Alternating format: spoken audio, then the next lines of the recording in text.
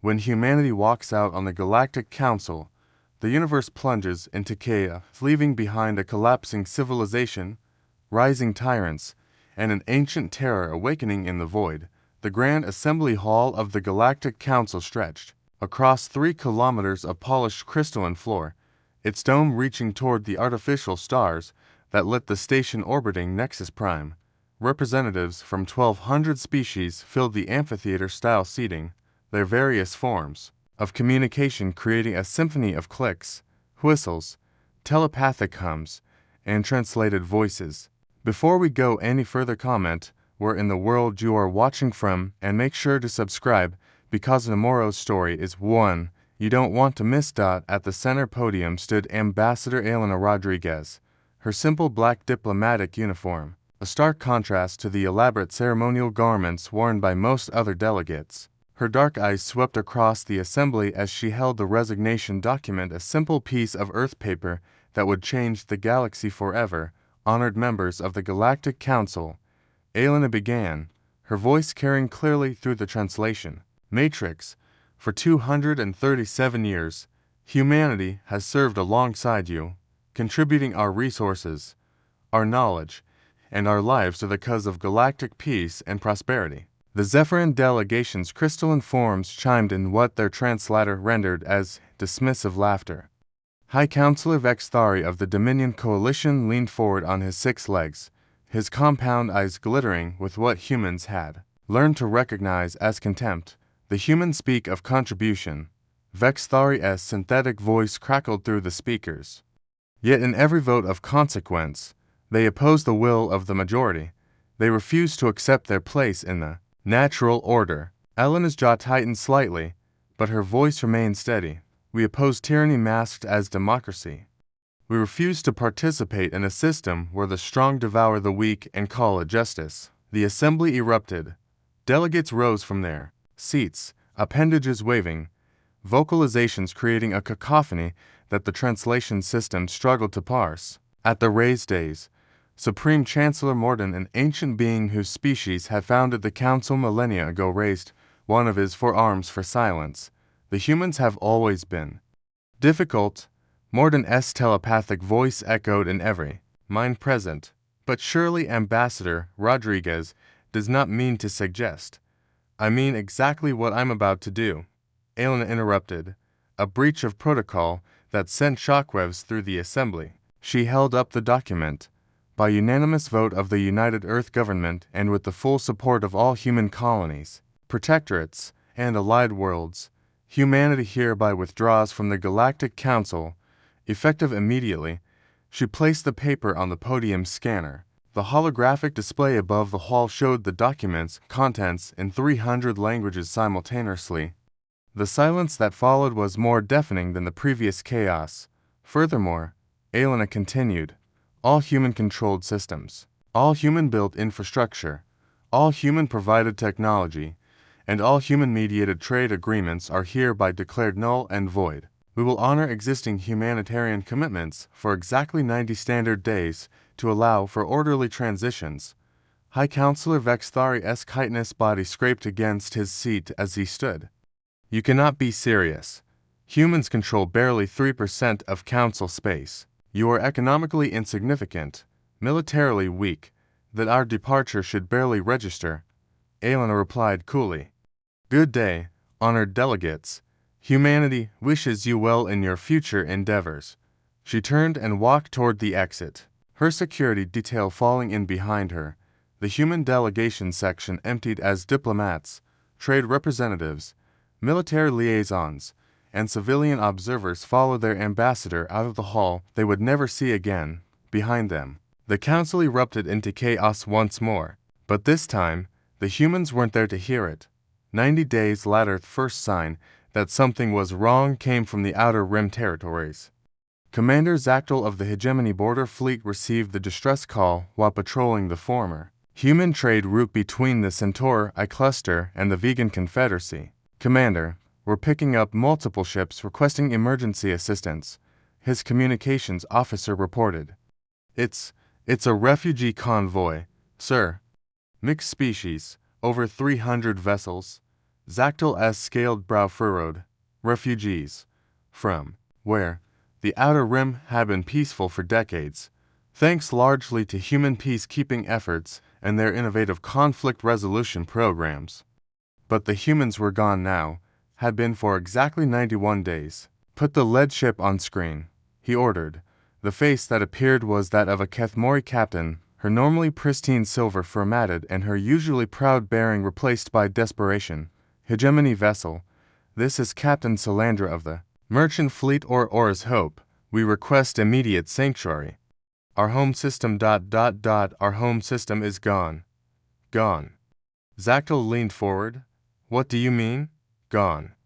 The Veltar Syndicate moved in 3 days after the human peacekeepers withdrew. They said the system was unprotected now.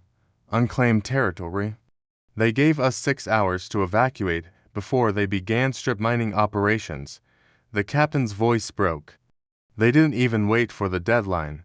They started bombing the settlements. After 4 hours, Zactyl felt something cold settle in his stomach. The Veltar Syndicate were notorious pirates and slavers, but they'd never dared to attack Council-protected worlds before.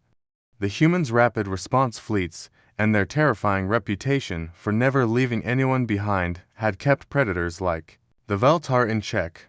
Captain, you're within Council space. The Veltar have no authority. The Veltar aren't alone, Salandra interrupted. They've allied with the Dominion Coalition. High Counselor Vexthari himself signed the territorial acquisition papers. It's all legal now. The communication ended, leaving Zactyl staring at a blank screen. He turned to his navigator. Set course for Council Station. Best possible speed. But as they accelerated toward the heart of Council space, Zactyl's communications array lit up with dozens more distress calls. Reports of pirate raids, territorial seizures, trade route closures, and system-wide evacuations poured in from across the former human sphere of influence. The pattern was always the same. The humans leave, the predators move in, the Council declares it legal. Dr. Yilmith had always prided herself on her mathematical precision. As the Council's chief economic analyst, she had predicted market fluctuations, resource shortages, and trade imbalances with remarkable accuracy for over 50 years. But the data streaming across her screens defied every model she'd ever built. This can't be right, she muttered. Her tentacles dancing across the holographic interface, she ran the calculations for the 5th time. The numbers don't make sense. Her assistant, a young ethereal named Whisper of Stars, floated closer to the display. The data sources have been verified. Dr. Yilmith, all major trade indices are accurate. The graph showed a catastrophe in progress. Interstellar commerce was down 47%. Resource extraction had plummeted by 38%. Manufacturing output was falling daily. Entire economic sectors were collapsing. But how? Yilmith's voice rose to a panicked whistle. Humans only controlled 3% of Council space. Whisper of Stars highlighted a section of the analysis. They controlled 3% of the territory, but they were involved in 63% of all interspecies trade transactions. They provided logistics, shipping, banking, insurance, and dispute resolution for nearly every major trade route in the galaxy. The reality hit Yilmith like a physical blow. Humans hadn't just been participants in the galactic economy, they'd been the invisible infrastructure holding it together. Their banks had provided credit for ventures across the galaxy. Their shipping companies had handled cargo that other species found too dangerous or unprofitable to transport. Their insurance companies had made interstellar trade economically viable by covering risks that others wouldn't touch. Pull up the human economic activities, she ordered. The hologram exploded into a 3-dimensional web of interconnected transactions, routes, and relationships that spanned the entire galaxy. Every major world, every significant trade route, every important economic center had multiple connections to human-controlled or human-facilitated operations, and now those connections were gone. Dr. Yilmith, Whisper of Stars' voice was barely a whisper of telepathic energy. The cascade failure is accelerating. The Altarian Textile Consortium, and just declared bankruptcy. The Regellian Mining Corporation is liquidating assets. The entire vegan agricultural export system is shutting down. Yomith stared at the collapsing web of galactic commerce and felt the first stirrings of something she'd never experienced in her long career. True fear. Send an emergency report to the Supreme Chancellor, she said quietly. Priority Alpha. The Council needs to know. We're not looking at an economic downturn. We're looking at the complete collapse of galactic civilization. Chief Engineer Kurvanis had built his reputation on solving impossible problems. When the hegemony needed their hyperdrives to go faster, he found a way. When the Dominion required more efficient energy cores, he delivered. When the Council needed weapons that could stop the ancient devourers during the last incursion, he'd created miracles. But as he stood in the wreckage of what had been the galaxy's most advanced research facility, even Kurvanis felt defeated. The humans took everything, his assistant reported, his voice hollow. Not just their own research, but every collaborative project, every shared database, every joint venture. It's all gone. The Prometheus Research Station had been the crown jewel of interspecies cooperation, a massive facility where the galaxy's brightest minds worked together to push the boundaries of known science. For centuries, human scientists, engineers, and theorists had worked alongside their alien colleagues, contributing insights that seemed to come from nowhere and everywhere at once. Now the station felt like a tomb. They can't have taken everything. Kurvanis insisted. The quantum resonance calculators, the dimensional fold equations, the bioharmonic synthesis protocols, surely some of our people understood. Sir, his assistant interrupted quietly. The lead researcher on quantum resonance was Dr. Chen Li-Ming. Human, the dimensional fold project was headed by Professor Sarah Nagobi. Hassan. Human, the bioharmonic synthesis team was led by Dr. James Okafor Chen and Dr. Maria Santaskim. Both human. Kurvanis felt the familiar four-chambered heart of his species begin to race. The backup researchers were all trained by humans. The underlying theories, the foundational mathematics, the core principles, they were all developed by human minds or by teams that included humans as essential contributors. The engineer moved to a console and tried to access the project files. The screen displayed a simple message: access denied. Files transferred to Earth Archive. Have a nice day. The Prometheus human contingent, even their goodbye messages, are insufferably cheerful, Kurvanis muttered. He tried another console. Same message, another. Same message. Every human-involved project, which was to say, nearly every project had been stripped clean. Sir, there's something else, his assistant said hesitantly. The orbital defense grid around Nexus Prime ain't responding properly. The maintenance schedules, the repair protocols, the upgrade pathways, let me guess, all developed by humans. The grid itself was designed by the human engineer Amanda Rodriguez Okafor. Her great-great-grandmother was the ambassador who delivered the resignation. Kurvanis closed his eyes and tried to calculate the scope of the disaster. The humans hadn't just left. They'd pulled out every thread they'd woven into the fabric of galactic civilization, and that fabric was unraveling faster than anyone had imagined possible. A new alert chimed on his communicator. He opened it to find a message from the Council. Military Command, urgent, primary defense satellites experiencing critical failures. Human-designed component shutting down systematically. Request immediate technical assistance. Sir, his assistant asked, what do we do? Kurvanis looked around the empty research station, at the dark screens and the silent equipment and the projects that would never be completed. We learn, he said quietly, we learn everything we should have learned before we drove away, the only species that seemed to understand how all the pieces fit together. But even as he said it, he knew it was too late. The galaxy's most complex systems were failing, and the people who knew how to fix them were 50,000 light-years away, building something new in the space they now called the Human Commonwealth. General Vekmer had fought in 17 major conflicts across his 4-century military career.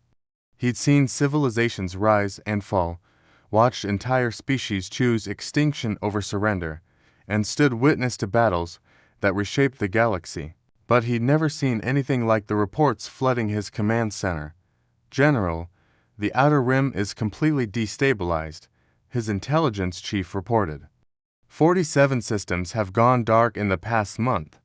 Pirate fleets are moving openly through former Council space, and the Velt's syndicate has grown to over 6,000 vessels. Vecmer's compound eyes clicked as he processed the information.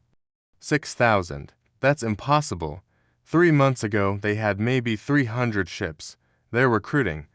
Sir, every displaced group, every failed colony, every species that lost protection when the humans left. The Velt are offering them purpose, profit, and revenge against the Council that abandoned them. The holographic display showed a galaxy in chaos. Red zones marked areas under pirate control. Yellow zones indicated disputed territory. Green zones Council-controlled space were shrinking daily. What about our response fleets?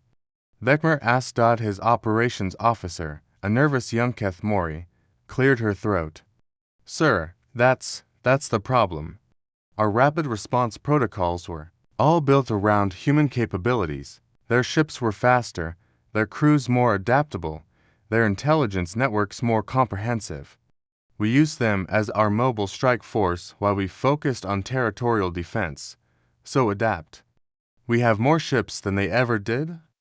Yes, sir, but our ships were designed for different roles. The humans handled interdiction, pursuit, and deep space combat. Our vessels are optimized for siege warfare and system defense.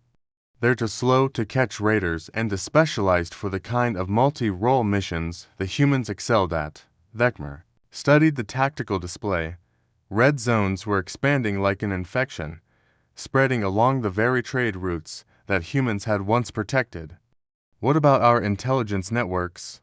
Gone, sir. The humans provided 70% of our intelligence, gathering capabilities, their operatives, their contacts, their monitoring systems all pulled out when they left.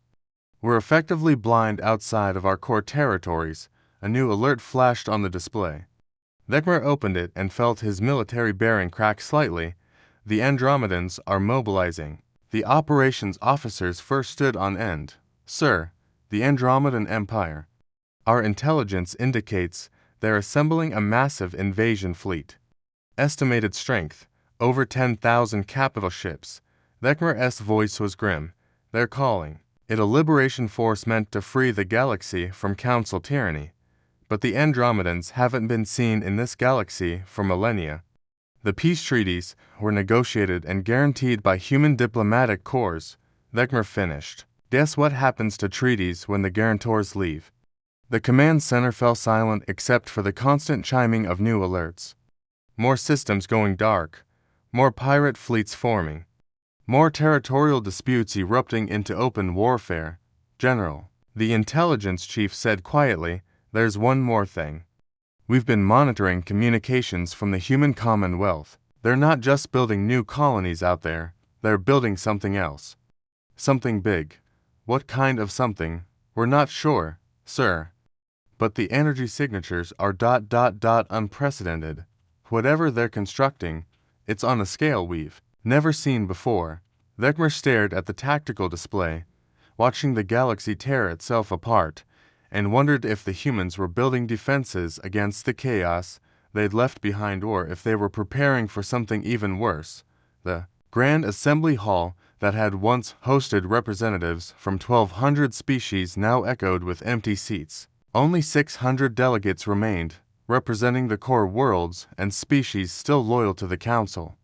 The rest had either joined the growing rebellion, fallen to pirate raids, or simply vanished into the chaos that had consumed the galaxy.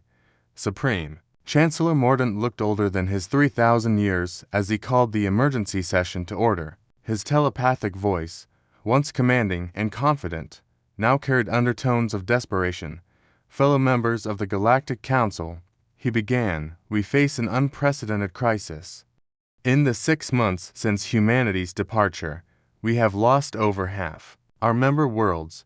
seen the collapse of interstellar commerce, and witnessed the rise of hostile forces that threaten the very foundation of civilized space. High Counselor Vexthari, his chitinous armor dulled by stress and sleepless cycles, rose from his seat. With respect, Supreme Chancellor, we knew this was a possibility when we allowed the humans to leave.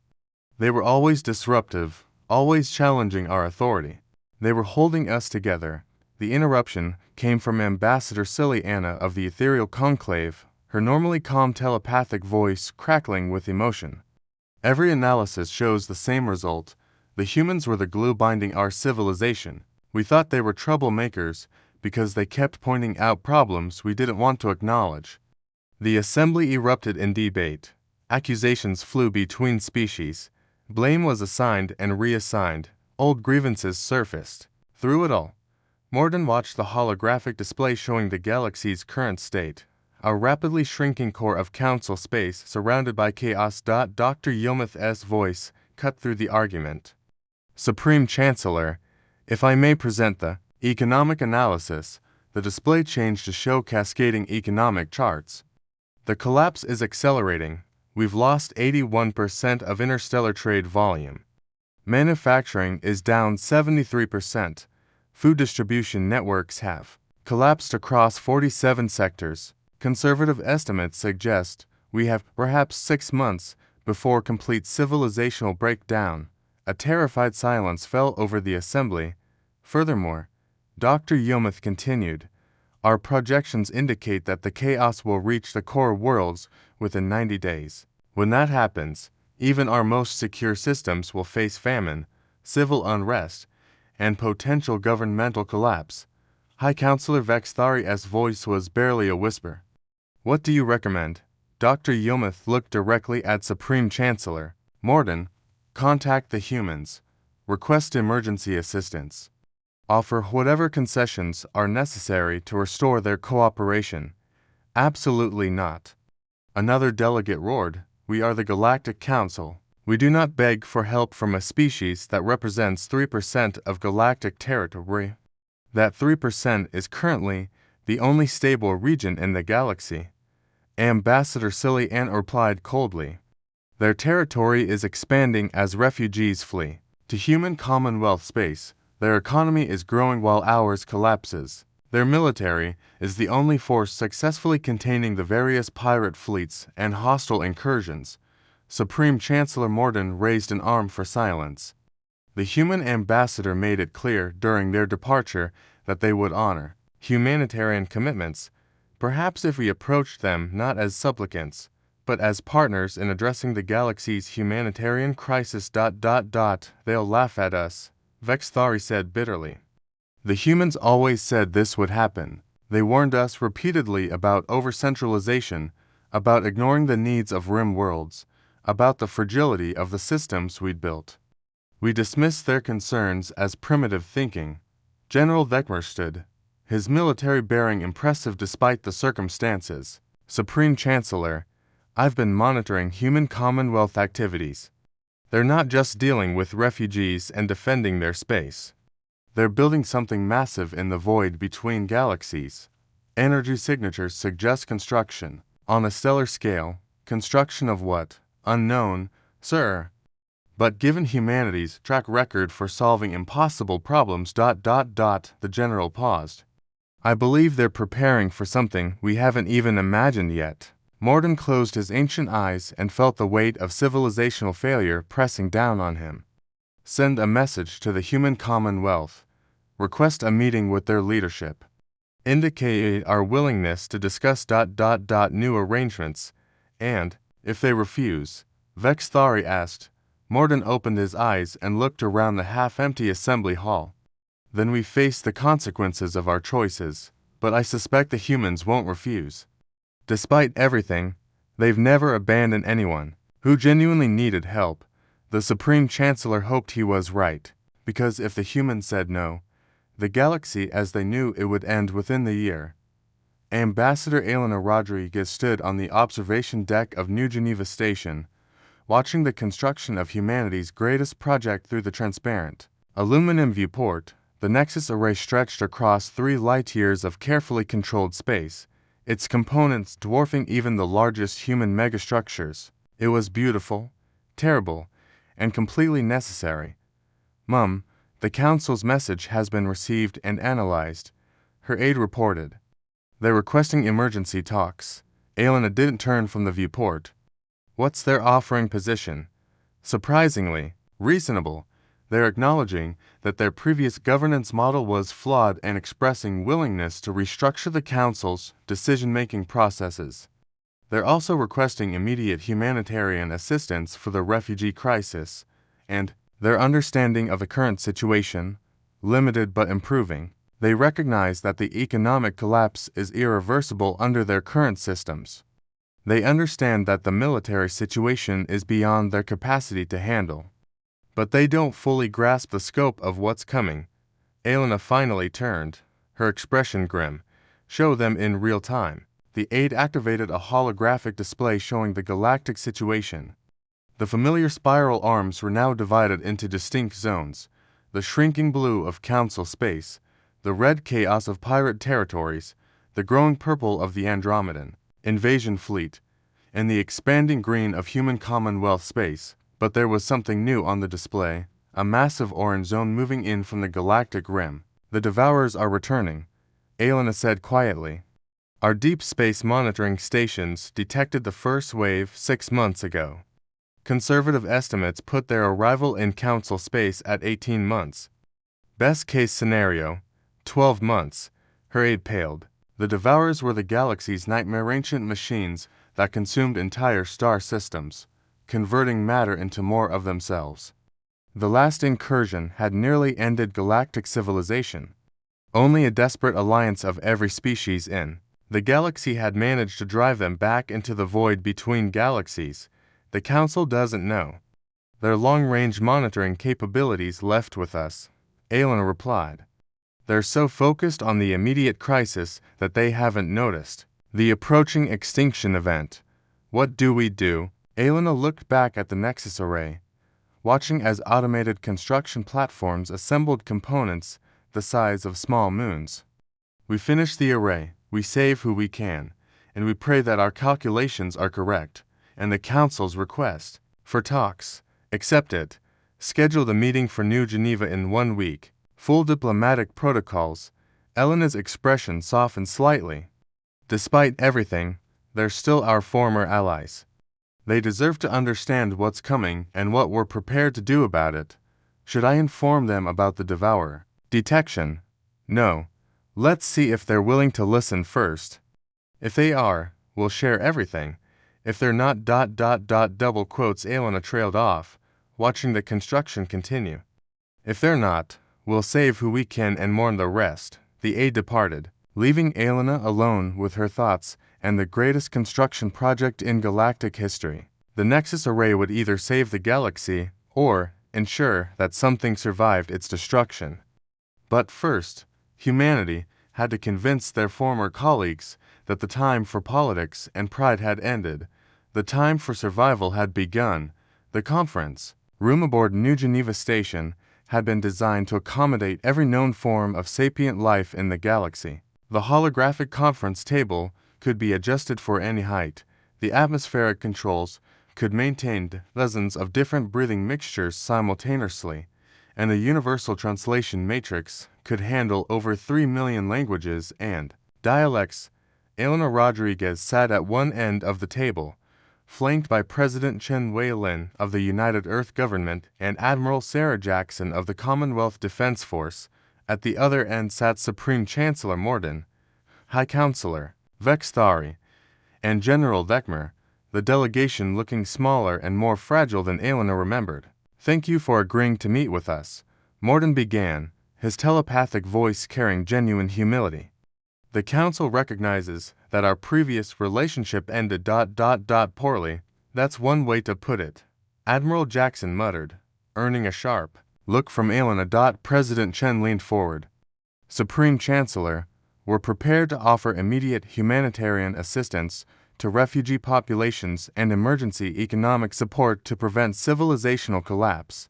But we need to understand Are you here to request aid? Or are you here to negotiate a genuine restructuring of galactic governance? Vexthari's compound eyes click nervously. We. We are authorized to discuss significant reforms to the Council. Structure, greater representation for smaller species, revised voting procedures, enhanced protection for rimworlds. That's not enough, Elena said quietly. The old system is gone. It collapsed the moment we left, and it was always going to collapse because it was built on fundamentally flawed assumptions. What do you mean? Morden asked. Elena activated the holographic display.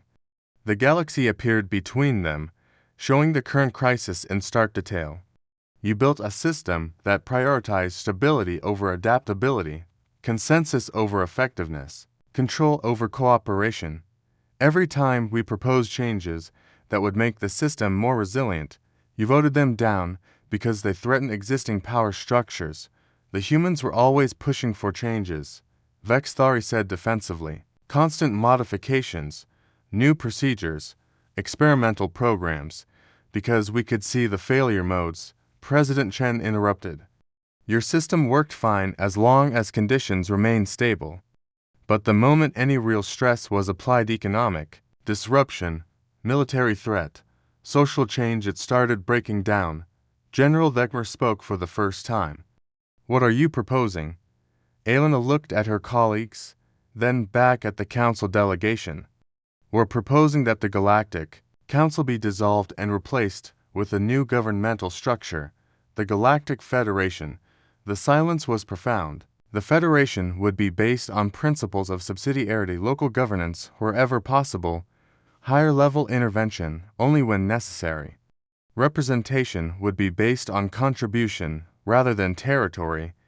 Decision-making would prioritize effectiveness over consensus, and most importantly, the Federation would be designed to adapt and evolve rather than preserve existing arrangements. Morden's ancient features showed something that might have been relief. You're offering to rebuild galactic civilization from the ground up. We're offering to help you rebuild it, Elena corrected, but we need genuine commitment to the new model. No half-hearted reforms or token changes. The old ways failed. We can't afford to repeat those mistakes because of the economic collapse. Vexthari asked. Elena exchanged glances with Admiral Jackson, who nodded slightly. Supreme Chancellor, there's something else you need to know. Our deep space monitoring stations detected it 6 months ago, but we wanted to verify the readings before sharing the information. The holographic display changed, zooming out to show the galactic rim. Orange markers appeared in the void beyond the spiral arms, thousands of them, moving steadily toward inhabited space. The Devourers are returning, Elena said simply. Estimated time of arrival, 8 to 14 months. The Council delegation stared at the display in horrified silence. How many? General Vecmer whispered. Conservative estimate, 50,000 primary units, each the size of a capital ship. Probable secondary units number in the millions. They're moving in a coordinated pattern that suggests centralized command, which means they've evolved since the last incursion. Vexthari's chitinous armor rattled as he shook. The galaxy can't survive another Devourer war. We barely survived the last one, and that was when we were united and strong, which is why we're building the Nexus Array, Admiral Jackson said, activating another section of the display. The massive construction project appeared, its scope finally visible to the Council delegation. What is it? Morden asked, his telepathic voice filled with awe. A stellar engineering project designed to create a controlled dimensional fold, Elena explained. If our calculations are correct, the array will be capable of relocating entire star systems to pocket dimensions outside normal spacetime. You're planning to hide from the Devourers. We're planning to save what we can, President Chen said firmly. The array can potentially relocate up to 10,000 star systems. That's enough to preserve most of the galaxy's sapient species and their home worlds. Most of them, Vexthari noted. Not all, Elena admitted. The array requires enormous amounts of energy and precise calibration. We can save the systems that are critical for preserving civilization and biodiversity, but we'll have to make choices. The conference room fell silent as the magnitude of the situation settled over the delegates. The galaxy was dying, and humanity was offering to save what could be saved, but only if the survivors were willing to build something better from the ashes. What do you need from us? Morden asked finally. Everything, Aelina replied. Complete access to all council databases, immediate transfer of all remaining technological resources, full cooperation from all surviving military forces, and absolute commitment to the Federation model. In exchange, we guarantee that every surviving species will have a place in the new galaxy we're building, and if we refuse, Aelina looked directly into the Supreme Chancellor's ancient eyes. Then we save who we can, and you face the Devourers. With what you have left, the choice, like the fate of the galaxy, hung in the balance. The next 8 months passed in a blur of desperate activity. The Galactic Federation officially established 3 weeks after the New Geneva Accord became the most efficient governmental structure in galactic history, primarily because it had no choice. With the Devourer fleet steadily approaching, every decision carried existential weight. Aelina Rodriguez, now serving as the Federation's first Secretary-General, stood in the primary command center of the Nexus Array, watching the greatest logistical operation in galactic history unfold. Holographic displays showed the status of evacuation efforts across 40,000 systems, the progress of array construction, and the steady advance of the orange markers that represented the approaching extinction. Status report, she called out. Commander Torres, her human logistics coordinator, looked up from his display. We've successfully relocated 4,300 systems to pocket dimensions. Current evacuation rate is averaging 60 systems per day, but we're accelerating as more array components come online. Devour position. Advanced scouts are 6 months out from the outer rim. Main fleet is 8 months behind them. Admiral Jackson's voice was tense. Our models suggest they'll reach the first inhabited systems in 5 months. Aelina rubbed her temples. The numbers were always close, always desperate. What about the species selection protocols? Dr. Sarah Chenokafer, the Federation's chief xenobiologist, activated her section of the display. We've prioritized genetic diversity, technological contribution, and cultural uniqueness. Every major evolutionary branch is represented, and we've managed to save most of the galaxy's critical knowledge bases. Most. The Veltar Syndicate is refusing evacuation offers. They believe they can fight the Devourers and claim salvage rights. The Dominion Coalition remnants are demanding preferential treatment for their core worlds, and the Andromedan Empire is attempting to seize evacuation slots by force. Aelina sighed. Even facing extinction, some species couldn't abandon their old patterns. What about the Council worlds? Full cooperation, Dr. Chenokafer reported. Supreme Chancellor Morden issued a decree requiring all member species to follow Federation evacuation protocols. Compliance has been nearly universal, and the technical challenges. Chief Engineer Marcus Singh looked up from the array monitoring station. We're pushing the technology beyond design specifications, but it's holding. The biggest limitation is power generation. Each system relocation requires the equivalent energy output of a main sequence star. Can we maintain the current pace? For months. Yes. After that, we'll need to start making harder choices about which systems to prioritize. Aelina nodded and moved to the central command station. The holographic galaxy displayed the current situation. Green zones showed successfully relocated systems. Blue zones marked systems queued for evacuation. Yellow zones indicated species still deciding whether to accept relocation, and red zones showed areas already under Devourer attack. The orange tide of Devourer forces had advanced faster than predicted. Scout fleets were already consuming uninhabited systems in the galactic rim, converting stellar mass into more of themselves with terrifying efficiency. Ma'am, Communications Officer Liu called out, we're receiving a priority transmission from The ethereal conclave, put it through. Ambassador Silly Anna's telepathic voice filled the command center, but it carried an unusual harmonic resonance. Secretary General Rodriguez, the conclave has reached a decision regarding our evacuation slot. I'm listening. Ambassador, we respectfully decline relocation to the pocket dimensions. The ethereal conclave has existed in this galaxy for over 1,000,000 years. We will not abandon it now.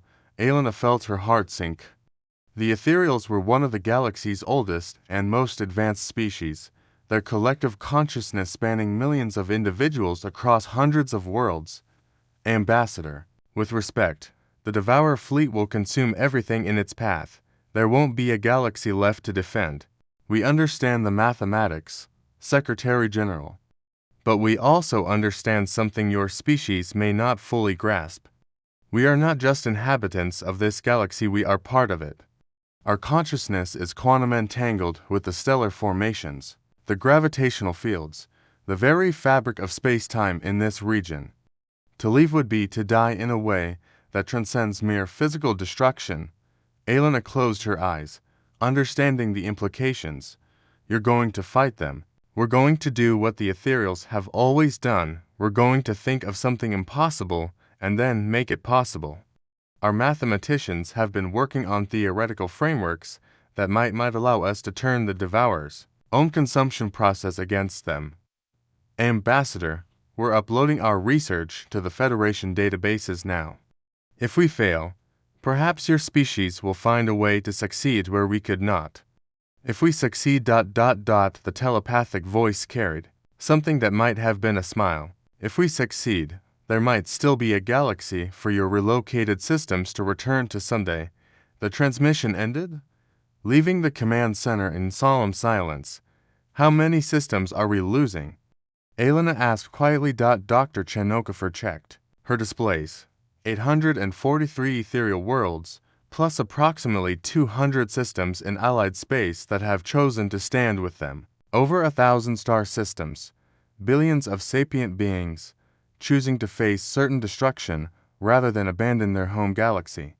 Elena felt the weight of every decision, every life, every world that they couldn't save. Continue the evacuation, she ordered, and pray that the ethereals know something we don't. 3 months later, the first major battle between Federation forces and the Devourer Advance Fleet took place in the Rigel system.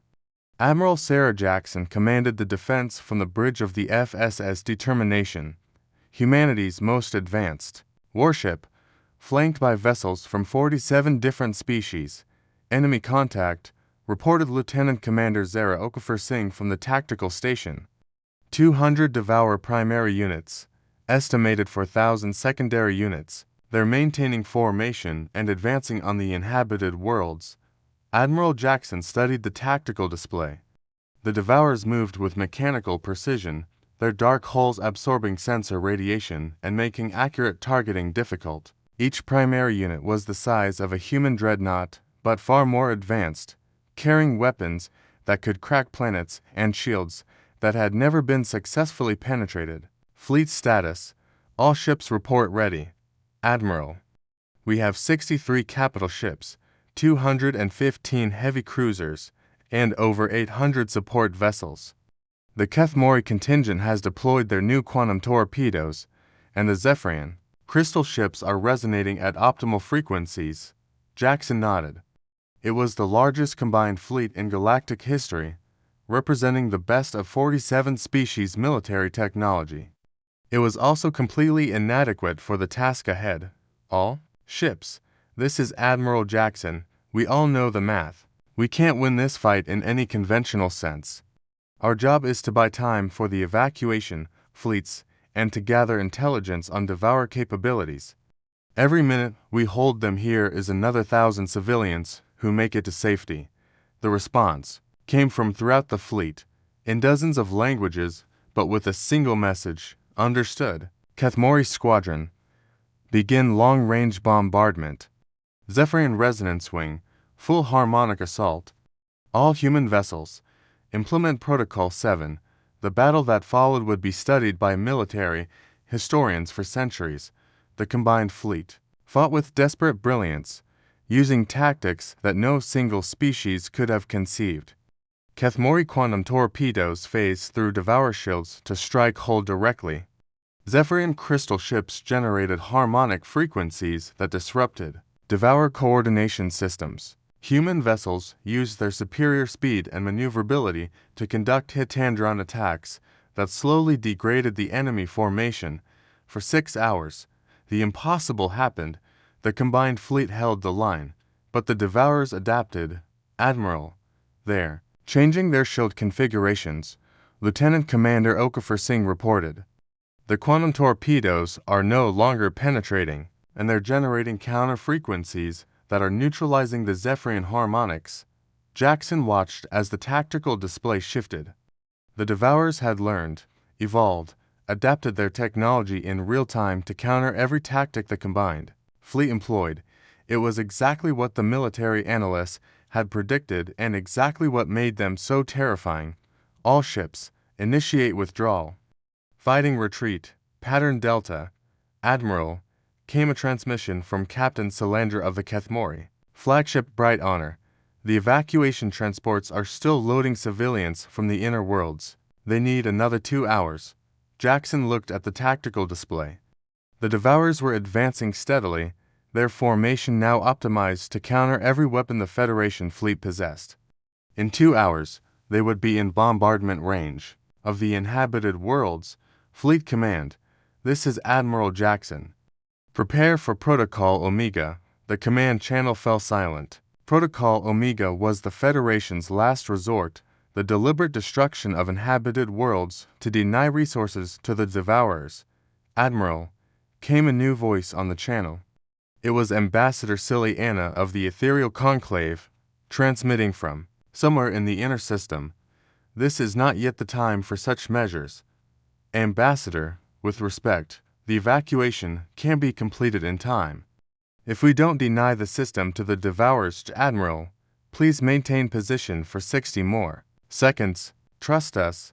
Jackson looked at her tactical officer, who shrugged. They were dead anyway. All ships, hold position.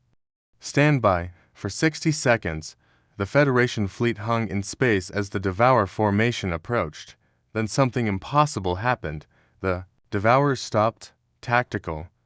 Are you reading this? Admiral, the Devourer fleet is ... they're shutting down. Power levels dropping across all enemy vessels. Their formation is collapsing. On the main screen, the massive Devourer ships were going dark one by one, drifting powerless in space like technological corpses. This is Ambassador Silly Anna.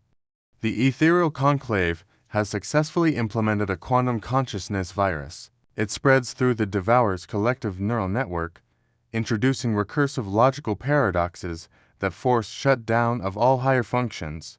Jackson stared at the display in amazement. You defeated them with philosophy. We defeated them with the one thing artificial minds cannot process, the fundamental logic of consciousness itself. However, the effect is temporary. Secondary systems will reboot within approximately 4 hours. We estimate the virus will be ineffective against subsequent Devourer forces. For hours. Jackson breathed. That's enough time to complete the evacuation. Indeed. And Admiral, the Conclave's analysis suggests that the main Devourer fleet will adapt to counter our virus before they reach the next inhabited system. The stand at Rigel bought the galaxy time, but the war is far from over. As the Federation fleet began rescue operations among the disabled Devourer hulks, Admiral Jackson realized that they had just witnessed something unprecedented, the first successful large-scale engagement against Devourer forces in galactic history. But as the Ambassador had said, it was only the beginning.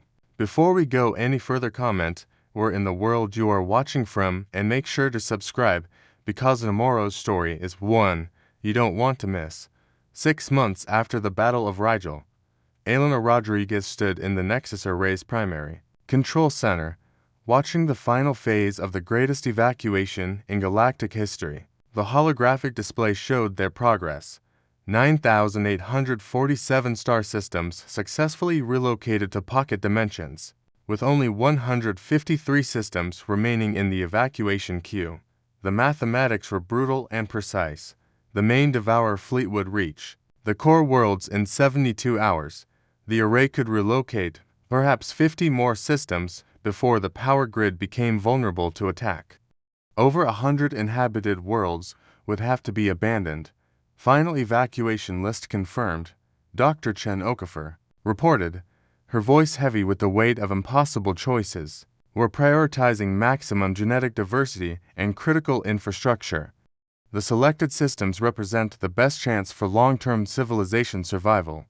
Elena nodded, trying not to think about the billions of sapient beings who wouldn't make the cut. What about the ethereal conclave? Still refusing evacuation. They've withdrawn to the Nexus Prime system and are implementing what they call the final theorem. They won't tell us what it involves, but energy readings suggest they're preparing something that will require the combined life force of their entire species. They're going to sacrifice themselves. Unknown, the ethereals think in ways that don't translate well to individual consciousness. What looks like sacrifice to us might be transformation to them. Admiral Jackson's voice cut through the command center chatter. Secretary General, we have a problem. Long-range sensors are detecting massive energy buildups throughout Devourer-controlled space. They're not just consuming systems anymore, they're converting entire sectors into some kind of megastructure. Elena moved to the tactical display. The orange zones representing Devourer territory had changed, showing geometric patterns of unprecedented scale. What are we looking at? Our best analysis suggests they're building a galaxy-spanning computational matrix. Each consumed star system becomes a processing node. If they complete the structure, they'll have created a thinking machine the size of the entire galaxy. The implications hit Elena like a physical blow. They're not just trying to consume us, they're trying to replace us. Turn the entire galaxy into a single artificial mind. That would be the logical endpoint of their evolution, Dr. Chen Okafor agreed. Perfect efficiency, perfect coordination, perfect control. From their perspective, it would be the ultimate solution to the chaos of organic life. Elena looked around the command center at the representatives of dozens of species working together. With desperate efficiency, humans and Kathmori coordinating evacuation schedules. Ethereals and Zephyrians collaborating on theoretical physics. Former enemies from the old council working side by side to save whoever they could. No, she said quietly. That's not efficiency, that's death. Real life is messy, chaotic, inefficient, and that's what makes it alive. Ma'am, Admiral Jackson asked. Elena turned to the array monitoring stations. Chief Singh, what's the maximum power output the array can generate? Chief Engineer Singh looked up from his displays, confusion evident on his face. Theoretical maximum. If we overloaded every fusion core and tapped directly into the pocket dimension energy matrix, maybe 1500% of design specifications. But that would destroy the array and probably destabilize local spacetime. And what could we do with that much power in a single focused burst? Singh's eyes widened as he understood where she was going. Secretary General, you're talking about using the array as a weapon. The dimensional fold technology was never designed for, but could it work? In theory? Yes. A focused dimensional fold could theoretically create a cascade collapse that would propagate through quantum-entangled space. If the Devourers are creating a galaxy-spanning network, that network could become a vulnerability. Elena looked at the evacuation status, 53 systems remaining, 71 hours until the Devourer fleet reached firing range of the array. Dr. Chen Okafor, how many systems do we absolutely need to preserve genetic diversity and technological base? The xenobiologist ran quick calculations. Minimum viable population for galactic civilization ... approximately 4,700 systems. We've already saved more than enough. Elena felt the weight of the decision settling on her shoulders. They could save everyone in the evacuation queue and hope the Devourers would be satisfied with consuming the rest of the galaxy. Or they could sacrifice the array and any chance of saving the remaining systems for a slim possibility of stopping the threat permanently. All senior staff, emergency conference, she announced. We need to vote on whether to save the last evacuation targets or attempt to destroy the Devour network. As her advisors gathered around the holographic conference table, Elena realized they were about to make the most important decision in galactic history. Save the certain few, or risk everything for the possible many. The universe held its breath and waited for humanity's answer. The emergency conference lasted 3 hours and covered every possible scenario, contingency, and consequence. When it ended, the vote was unanimous. Attempt to destroy the Devour network. Elena stood before the array's primary control console, her hand hovering over the activation sequence. Around her, representatives from every surviving species worked frantically to prepare for what might be the last desperate gambit of galactic civilization. All evacuation transports. This is array control, she announced. You have 30 minutes to clear the operational zone. Any vessel remaining within 1 light year of the array after that time will be caught in the dimensional cascade. The response came from Captain Chen Linwei of the evacuation flagship New Harmony. Secretary General, we still have 14,000 civilians aboard transports in the inner system. We can't complete evacuation in 30 minutes. Then you need to choose, Captain. Save who you can and retreat, or lose everyone when the array activates. The channel fell silent except for the background chatter of frantic evacuation efforts. Chief Engineer Singh looked up from his console. Array power at maximum. Dimensional fold calculations complete. We're as ready as we'll ever be. Elena turned to the communications station. Get me a channel to the ethereal conclave. Ambassador Silly Anna's telepathic voice filled the control center, but it sounded different, lighter. Somehow, as if speaking from a great distance. Secretary General, the conclave is aware of your intention. We approve. Ambassador, our models suggest the dimensional cascade will reach Nexus Prime within minutes of activation. You need to evacuate. We cannot leave, and we do not wish. 2. The conclave has been preparing for this moment for 6 months. Our consciousness will serve as a stabilizing factor for the cascade effect, ensuring it propagates correctly through the Devour network. Elena felt tears she hadn't expected. You're going to die. Death is a concept that applies to individual consciousness.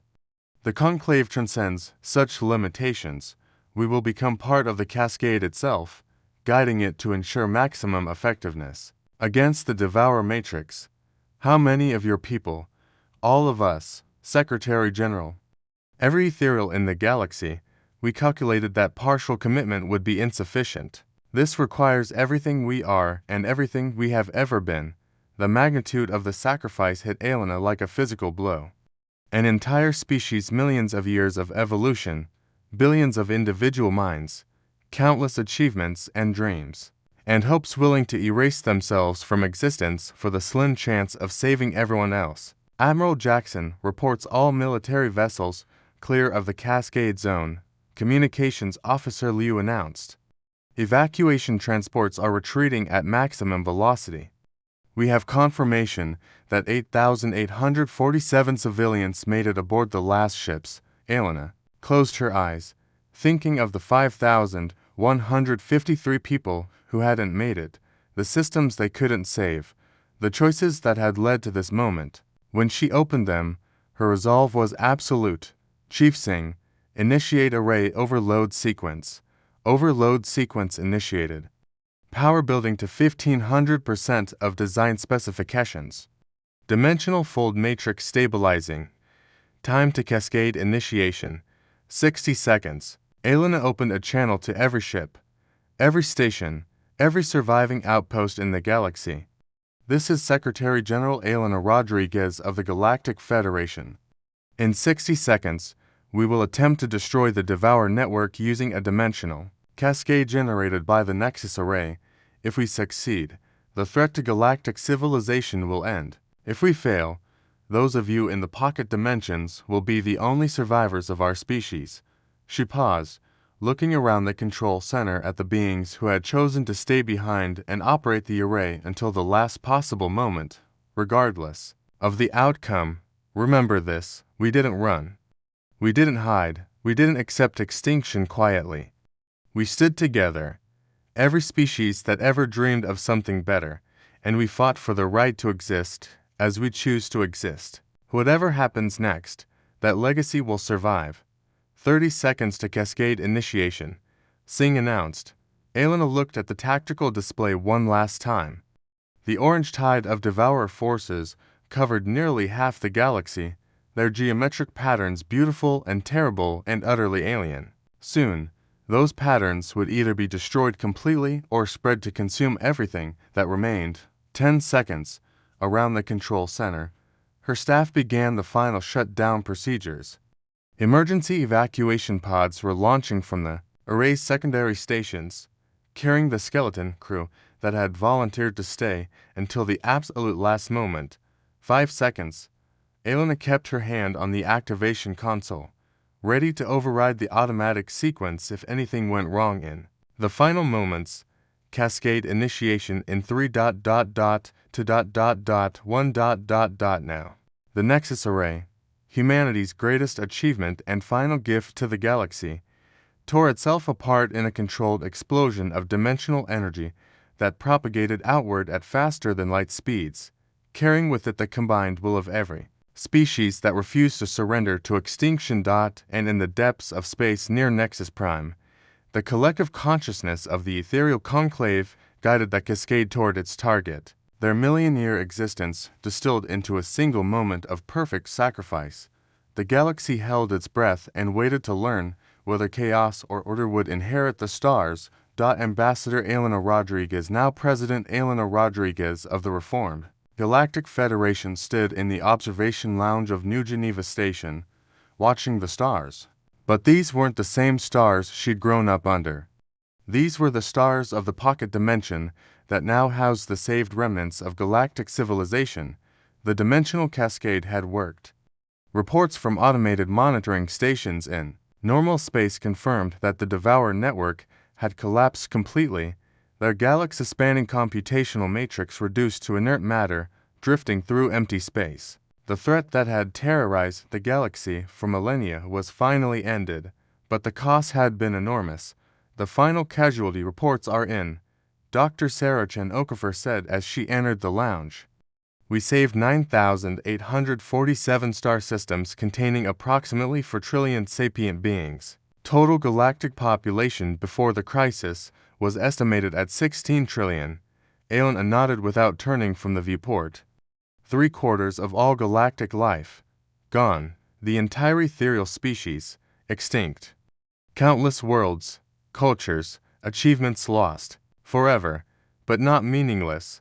Chen Okafor replied firmly, their sacrifice saved everyone else. And the Federation we've built from the survivors is stronger than anything the galaxy has ever seen. It was true. The new Federation bore little resemblance to the old Galactic Council.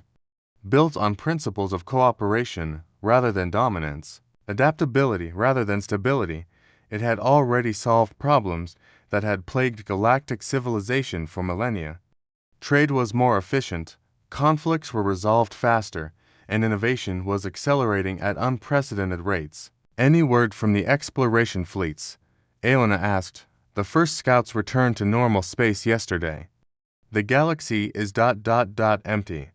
No devourers, no active civilizations, no signs of current sapient life, but the basic infrastructure is intact. Stars are still burning, planets are still orbiting, the cosmic environment is stable. Elena finally turned from the viewport. So, we could go back, eventually? Yes, the pocket dimensions are stable, but they're not meant to be permanent homes. Within a few centuries, we'll need to return to normal space or risk dimensional degradation, and when we do, we'll be the only civilization in the galaxy. Chen Okafor smiled. We'll be the civilization that gets to rebuild the galaxy the right way. No ancient prejudices, no entrenched power structures, no species claiming superiority over others. Just us, working together to create something better than what came before.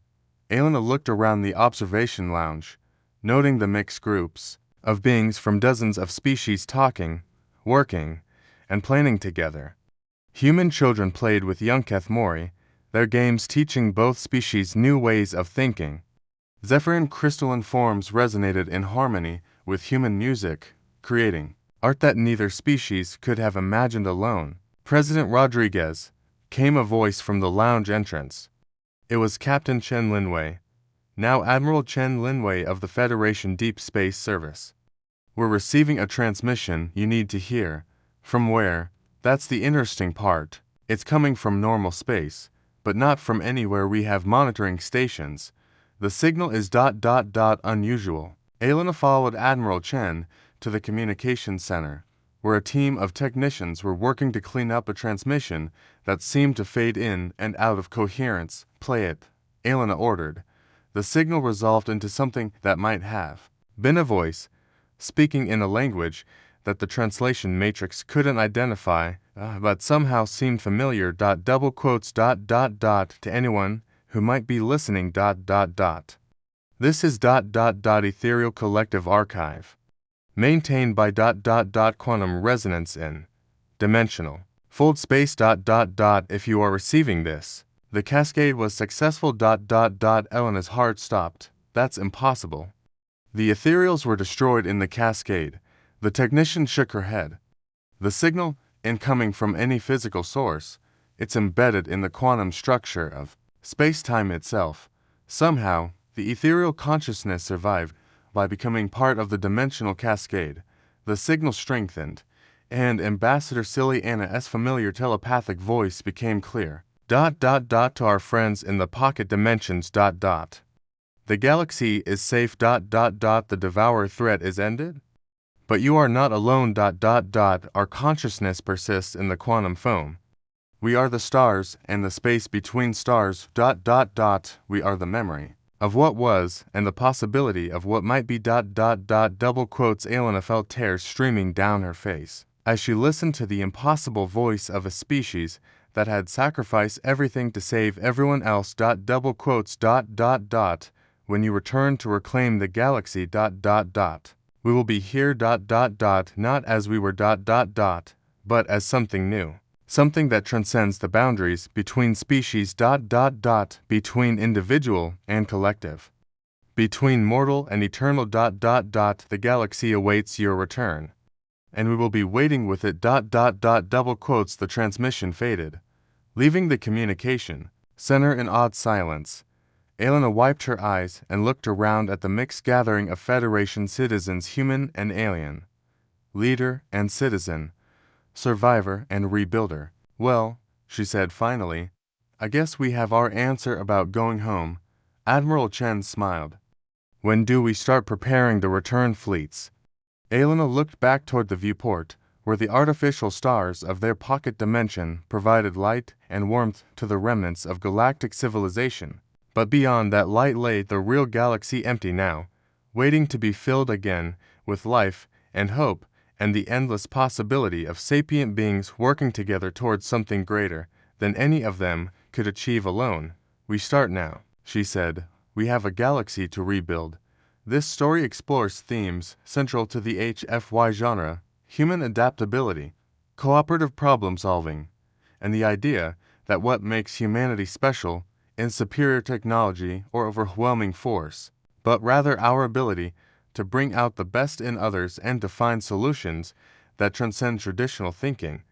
The collapse of the Galactic Council represents the failure of systems built on hierarchy and tradition rather than adaptability and cooperation. Humanity's response, not to dominate or conquer, but to save and rebuild, demonstrates the optimistic vision at the heart of HFY fiction, that human nature, at its best, can inspire the universe itself to become something better. The sacrifice of the ethereal conclave and their transformation into something transcendent serves as both the climax of the action and a meditation on what it means to evolve beyond individual existence while still maintaining connection to life and hope. The ending suggests that the story's true beginning is yet to come, the rebuilding of galactic civilization on principles of cooperation, adaptability, and mutual respect that humanity has helped to establish. In the end, humanity's greatest victory is not defeating an enemy, but inspiring former adversaries to become partners in creating something unprecedented, a truly cooperative, galactic civilization